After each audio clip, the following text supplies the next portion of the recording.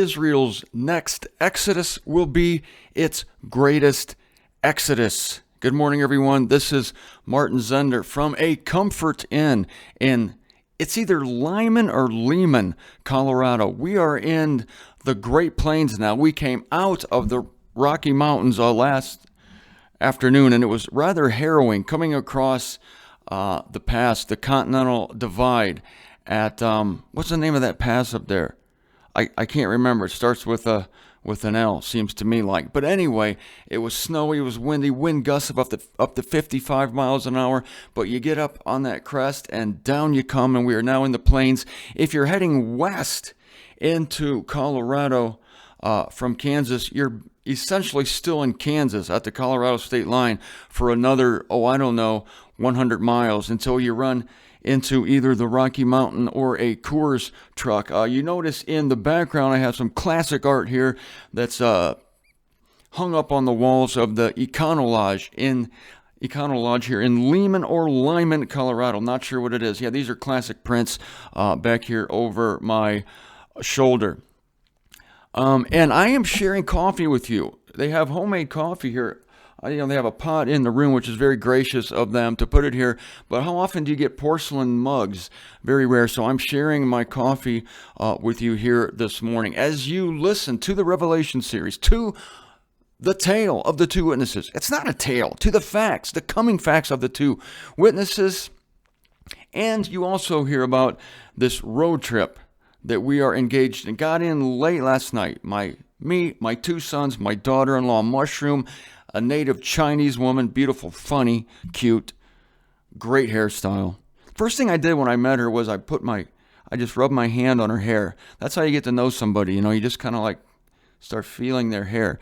Her hair is shiny and black and beautiful, as Asian hair generally is. No, it's not racist. If it is, it's good racist.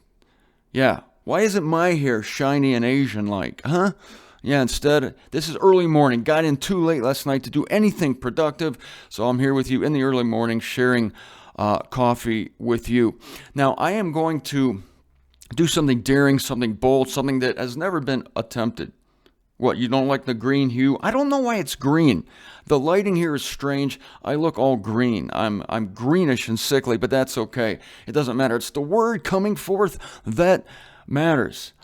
So I'm going to do something this morning never before been attempted, and that is I'm going to draw you an analogy between Pharaoh and the man of lawlessness. Because consider this exodus that Israel is coming into. The exodus of ancient times, their exodus out of Egypt, there is a parallel there. They were under taskmasters in Egypt. They were slaves under taskmasters. Today they are slaves under the heel of the world. They are not manifested yet in the capacity they will be in the 1,000-year kingdom. They have overseers. They want to be the head and not the tail, but presently they are the tail and not the head. Very small nation. This is why they will embrace the lead of the Antichrist. They will embrace the coming of the Antichrist because they're impatient. They are tired of waiting for the Messiah because, as you know, they're still waiting for the Messiah. They missed that memo. He's already been here. So they will accept the false Messiah, again, due to impatience. And this will bring them into a situation of slavery, much like the slavery they suffered under the Pharaoh. The Antichrist, the man of lawlessness, who will at first bring them times of peace, plenty, and a treaty that will protect their activities in the false temple. He will turn on them, and he will enslave them and persecute them, much like Pharaoh did. But there is a great exodus coming. God's leading his people Israel out of the desert is a dress rehearsal, really. It is a small picture, a microcosm, if you will, of the greater exodus out of this current eon, out of this eon of their humiliation into the glories of the kingdom. God gave them food in the wilderness. He gave them plenty. They had enough for the day. But again, that was only suggestive for you Israelites who think you're going to be going back to a time in the wilderness. Oh, don't tell me we're going to get quail and manna again, Zender. No, you're going to have grapes the size of Volkswagens. And there was a hint of that when you came into the promised land, wasn't there? Yeah, there was a hint of that stuff, but you had to fight for it. You had to battle the Canaanites, the Amalekites, the Jebusites, the Perizzites, and all to get to that promised land. Now, God is going to go before you in a bigger, deeper, richer way, and the nations will be vanquished before you. Congratulations. But until then, you are going to be under the power of the man of lawlessness. You're going to be beholden to him because you live by him, you die by him. And you're going to live by him. I don't know why you would do that. You learn nothing from your history. Sorry about that. Romans chapter 9. Why am I dipping into Romans? In an exposition on the unveiling of Jesus Christ? Because this is what I do. Here is a parallel between the raising up of Pharaoh. Why Pharaoh? Because Pharaoh was the persecutor of the first Exodus that inspired the first Exodus. The man of lawlessness will be the persecutor who will inspire the second Exodus.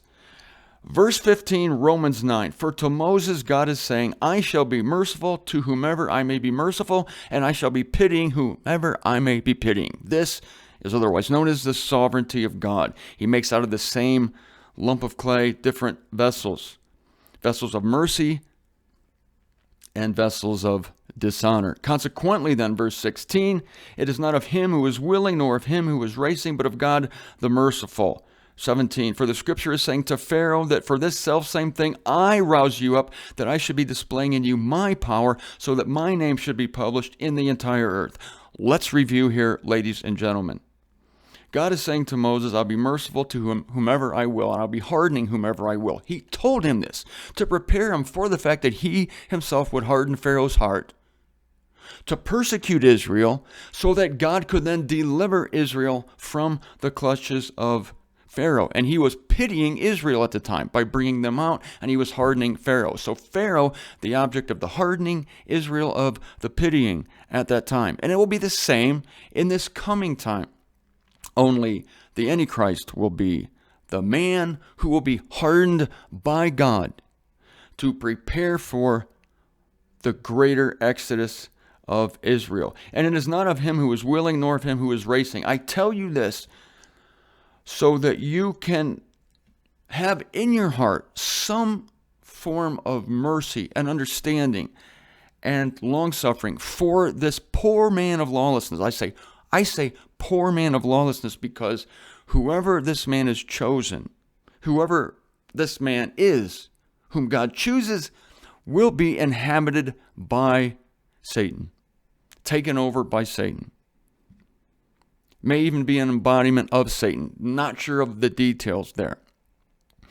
But this is a hardening by God. God does not leave it to chance to bring these things to pass. He wouldn't leave to chance a stubborn Pharaoh. He purposely hardened him, made him obstinate to his own decree through Moses, let my people go, so that the miracles would follow and Israel would be delivered. Those miracles are hinted at by the two witnesses. The river turned to blood, the fire, the judgments, the death that comes to those who dare defy God. This is what happened to Egypt, to the firstborn in Egypt. Verse 17 again, Romans 9, for the scripture is saying to Pharaoh that for this self-same thing I rouse you up, that I should be displaying in you my power. I contend to you that God himself will raise up the man of lawlessness. The man of lawlessness does not become who he is out of his own free will. In the Romans series, this coming weekend, I'm talking to you about the premonition of the creation. The creation has been subjected to vanity unwillingly. The man of lawlessness will be subjected to this evil, to this vanity, unwillingly, but by reason of him, of God, who subjects him, that God would be displaying in him his power. How does God do that? Because by hardening the man of lawlessness and bringing forth the wild beast, he can then create the drama that highlights the heroes of faith, the deliverance of the faithful woman who is nurtured in the wilderness. Why is she nurtured in the wilderness? For the same reason Israel of old was nurtured in the wilderness, to show the glory of God. God chooses not to show his glory apart from antagonists, apart from the dark background, and he raises up his own antagonists to make sure that they are antagonistic enough. And he does this with the man of lawlessness, that his power might be displayed. And we are seeing God's power displayed in the unveiling of Jesus Christ. In order for this to happen, we need enemies. We need antagonists. God himself raises them up, that his name should be published in the entire earth. Verse 17, earth. Now, his fame has been known through the earth because of the Exodus. But if you look around you on the earth, this is a very limited revelation. People see Charlton Heston in the Ten Commandments. They see Yul Brynner in the Ten Commandments. Say, wow, gee, look at that. The glory of God is published. It's actually a movie. Everybody knows about it. They made a cartoon of it. Disney, everybody knows the story. But not everybody has a heart recognition of the meaning of God's power and of his love. This comes in a much greater way through the second Pharaoh, who I will call the man of lawlessness, or I will call the man of lawlessness the second Pharaoh. I will call this coming Exodus Israel's greatest Exodus. The Pharaoh and their capture and persecution in Egypt was only a premonition of the greater deliverance. Verse 18, Romans 9, I'll close with this. Consequently, then, to whom he will, he is merciful, yet whom he will, he is hardening. Whom he will, he is merciful. For you Israelites who are listening to this, in the time of affliction, he is merciful to you, in that he is sending to you two witnesses. Listen to these witnesses. They have been sent to you by God. Look how they are destroying their enemies. Look, that's the power of God coming to you very, very soon. But you must endure to the end.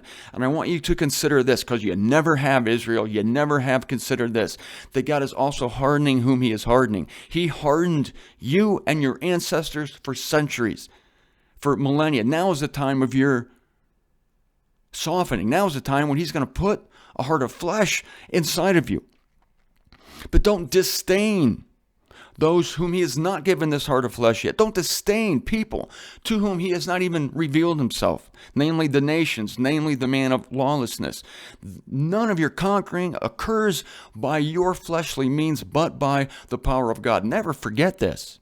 Never forget this. This is the revelation you have longed for. This is your deliverance, that God is sovereign, and that your deliverance comes not by might nor by your power, but by the grace and mercy of God. Don't despise that, or don't despise what he does with your enemies. Your redemption draws nigh. Look up.